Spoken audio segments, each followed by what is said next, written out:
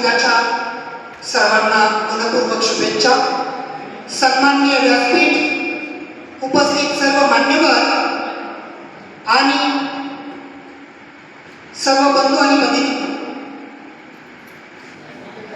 आम्हा घरी धन शब्दांची रत्ने, शब्दांची शस्त्रे यत्ने करून, शब्दाचे आमच्या जीवाचे जीवन, शब्दाची वाटू जगत लोका.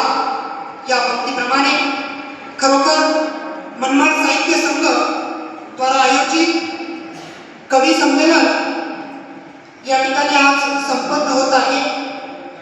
अतिशय अभिमानाची आणि गौरवाची गोष्ट म्हणजेच की आपल्या परिसरामधील विद्यार्थ्यांना, आमच्यासारख्या समन्वयकांना देखील एक मोठं व्यासपीठ या माध्यमातून उपलब्ध झालेलं आहे. माझी देखील या संपूर्ण साहित्य संमेलनामध्ये सहभागी होण्याची इच्छा आहे.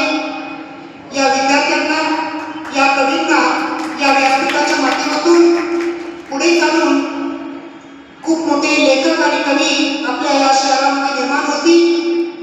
वेगवेगळ्या पाठ्यपुस्तकांमध्ये आपल्या या शहरातील या बालकवींचे, या लेखकांचे जे काही कवी आहेत, म्हणजे कविता आहेत, जे काही लेखन आहे, त्याचा समृद्ध वारसा हा संपूर्ण महाराष्ट्रापर्यंत पोहोचेल.